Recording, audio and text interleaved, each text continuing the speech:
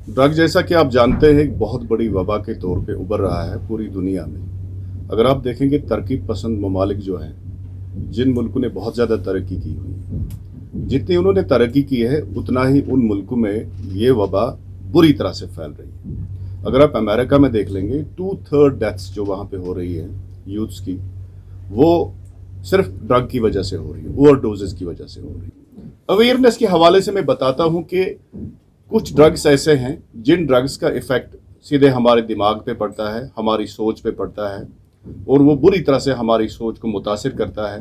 उससे हमारे जो सोचने समझने की ताकत होती है, जजमेंट की जो ये ताकत होती है, या किसी चीज़ को आंकने परखने की जो ताकत होती है, वो ख़त्म हो जाती है।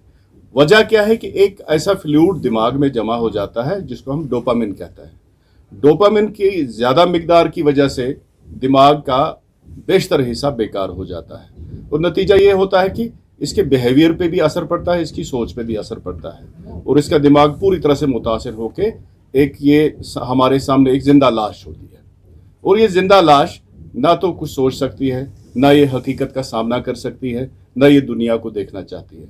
ये अपने तरीके से अपनी दुनिया बसाना चाहती है। जैसा कि कुछ ऐसे ड्रग्स हैं जिनको हम बोलते हैं हेलोसिनोजेंस। हेलोसिनोजेंस को लेके एक ऐसा इफेक्ट होता है जिस इफेक्ट को हम बोलते हैं हेलोसिनेशन। हेलोसिनेशन की वजह से क्या होता है कि दुनिया से बिल्कुल कट जाता है इंसान। जो फिक्रें होती हैं, सोचें होती हैं, कुछ ये आसपास का जो कुछ इंसान दुनिया की कुछ ठोस हकायक से जुड़ा हुआ होता है, उन हकायक से मुंह मोड़ जाता है और नतीजा ये निकलता है कि वो एक अपनी दुनिया बसाना चाहता है और हम उसको देखते हैं कि ये तन्हाई पसंद इंसान बन गया।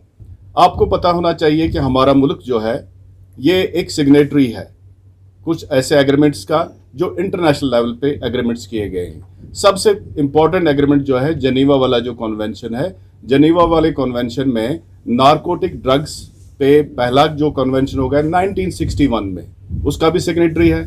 फिर साइकोट्रॉपिक सब्सटेंसेस पे कन्वेंशन हो गया 1971 में, उसका भी सिग्नेटरी है। फिर फाइनली जो ये जो ड्रग ट्रैफिकिंग या नारकोटिक सब्सटेंस या साइकोट्रॉपिक सब्सटेंसेस के खिलाफ जो लॉ बन गया, ये नतीजा किसका है? एक और कन्वेंशन हो गया 1988 में। और हमारे मुल्क में हमारा जो आईन है उसमें सेक्शन 47 जो हमारे आईन का है, उसमें directive principles of state policy जो है उसमें क्लियरली स्टेट को डायरेक्ट किया गया है कि ऐसे लॉज तरतीब दे, ऐसे लॉज बनाए, ऐसी लेजिस्लेशंस करे जिन लेजिस्लेशंस के जरिए हम ये जहरीली इन चीज़ों पे काबू पा सके और इनके साथ सख्ती से निपटा जाए, ड्रग्स के साथ सख्ती से निपटा जाए।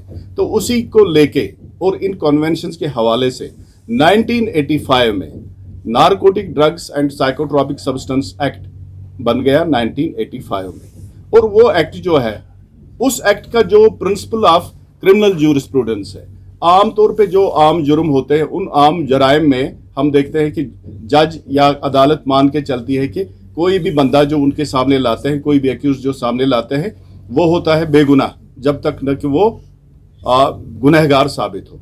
लेकिन इस वाले जुर्म में अगर कोई पकड़ा जाता है कॉन्ट्राबैंड लेके, ड्रग लेके, वो बिल्कुल खतावार होता है तब तक जब तक न कि वो इनोसेंट साबित हो जाए।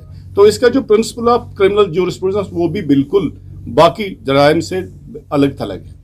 तो इस किस्म की सख्ती इस एक्ट में है कि अगर इस एक्ट को प्रॉपर तरीके से हम लागू कर पाएंगे ग्राउंड पे, तो हम बिल्कुल अच्छी तरह से इस वबा पे काबू पा सकते हैं, इस वबा को अपनी सोसाइटी से दूर कर सकते हैं।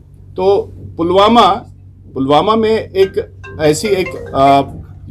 ये वबा थी, इसको बोला जाता था ये नारकोटिक बाउल है, ये एनडीपीएस बाउल है। एनडीपीएस बाउल के हवाले से ये मामला क्या था कि यहाँ पे ड्रग्स बहुत ज़्यादा है। तो सबसे पहले जो इम्पोर्टेंट चीज़ है ये हमें जानने की ज़रूरत है, यहाँ पे कुदरती तौर पे भी बंग उगती थी और बंग को उगाया भी जाता था। साथ में जो ये दूसरा एक जो नारकोटिक सब्सटेंस है जो लोकली वहाँ पे उगाया जाता था, वो था फुक्की। फुक्की को वहाँ पे उगाया जाता था खसखस के लिए। लोग जानते थे कि इससे खसखस निकलता है, लेकिन जो ड्रग पेडलर्स हैं, ड्रग पेडलर्स ने इसको इंडस्ट्री बना लिया। इसका हर हिस्सा फुकी प्लांट का हर हिस्सा जो है वो नारकोटिक में आता है। तो इसको ये कूट काट के बेचते थे बिरून रियासत। तो एक धंधा चलता था, बहुत बड़ा धंधा था। तो इस धंधे से मुंसलिक बहुत सारे लोग थे।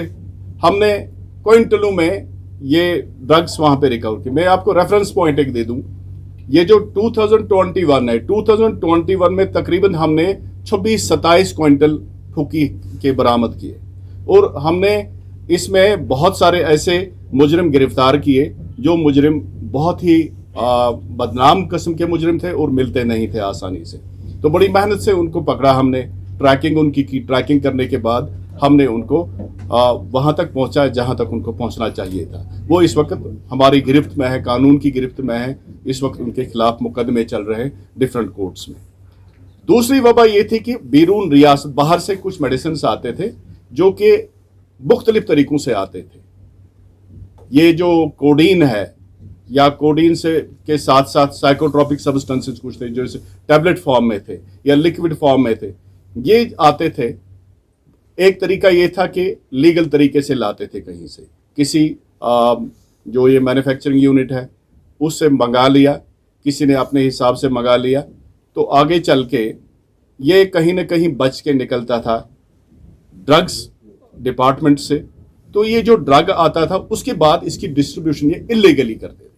इलीगल डिस्ट्रीब्यूशन में क्या होता था, ये ड्रग एक ऐसे इंसान के पास आ जाता था, एक बॉटल की कीमत 100 ml बॉटल की कीमत 41 रुपीज़ है या 37 रुपीज़ है, उसका MRP 141 है, 140 रुपीज़ है। लेकिन यही 140 रुपीज़ की या 41 रुपीज़ की ये जो बॉटल है वो 1000 रुपया में बेचता है। और ये ऐसा एक धंधा इन्होंने बना लिया था, रातों रात ये अमीर बनने के सपने देखते थे।